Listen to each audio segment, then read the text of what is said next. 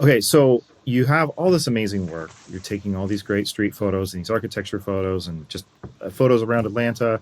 Um, what do you do with them? How do you get them seen? What then? I think a lot of people get stuck just taking photos and posting them to avoid, Yeah. and then nothing happens. But I found you, and others have found you. What is that like? Yeah. I mean, I really just kind of I post them on Visco and Instagram. I have a website where I should update more often. But I think I really started once my catalog was kind of built. I started applying to photo contests and submitting Hmm. my work to galleries and really trying to get in that way.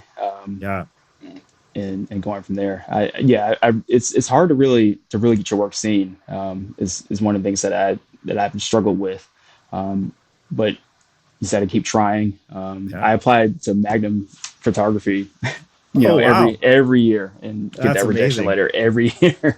But you just got to keep trying. Yeah. Someone's going to see your work, and then the rest is history. Once they do, you'll gain so much traction, and yeah, your work will get out there. Yeah, I feel like even on the Magnum website, most people's bio is like, you know, and then finally in this year they were finally accepted, and it Right. kind of implies that they had been applying a lot. Yeah. Yeah. uh, I love that. This has come up in a couple of the other interviews. So you're submitting your work to galleries. Is that are you just cold calling them? Are you responding to a call that they have? Like, how are you getting your work out there in that way?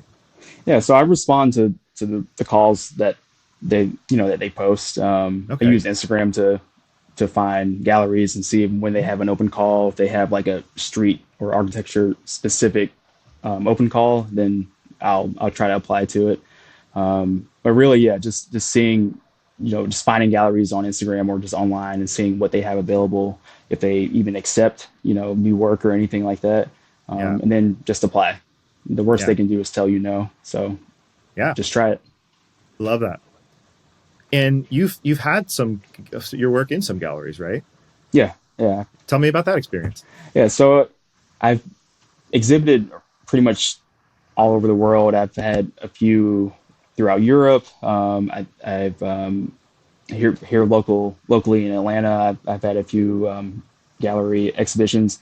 Um, I just exhibited at Blank Wall Gallery here in the United States, Cool. and yeah, I mean, really, if they have an open call, and it's in your genre of photography, you just gotta apply to it and hope that you get in. Yeah. But that's probably the best way that to get your work seen and just to keep trying to do that. Yeah. I have yet to have my work in a gallery besides like something that's Visco that doesn't really count because I work there. How does that feel? It's got to be amazing. It Oh man, it really is amazing. Like I never consider myself an artist by any means, Hmm. and it's it really is a humbling aspect of photography to get the rejections, and then one gallery is like, oh yeah, we like that, and we're gonna go with that, and they tell you, they build you up and all that, and it feels really good. It gives you the motivation to keep trying and to keep Yeah. pushing the limits of photography, and yeah, it's really an exhilarating feeling to just have your work displayed and exhibited, and when you actually see it on the wall in a gallery amongst like all these other works. Yeah. Yeah, it's amazing. Yeah. That's awesome. But I can't believe that you just said that you don't consider yourself an artist when you're making this incredible work. I think a lot of people feel that way, like that they're not good enough. How do you deal with that imposter syndrome? Because on one hand, you're saying you don't feel like you're an artist, but on another hand, you're making incredible work and submitting it to galleries. Um, how do you get over that? I don't know. I just put it in the back of my mind and just keep shooting and seeing what works. You have to like kind of separate the doubt out. I Yeah. do a pretty good job with that. And then really just just keep trying to submit and get accepted to exhibitions and open calls. What's like one piece of advice that you would give somebody who's up and coming, maybe wants to do work like you know, what would you tell them? If I could give advice, if anyone wants to hear advice, I think bring your camera everywhere you go.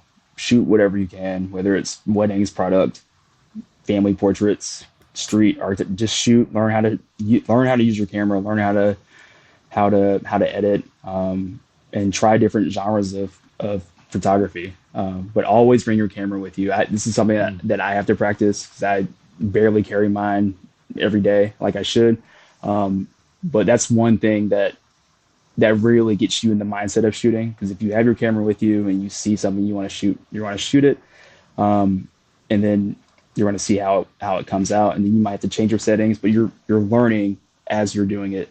And I think that's probably one of the biggest parts of photography. The best advice that I can give someone is to always bring your camera with you.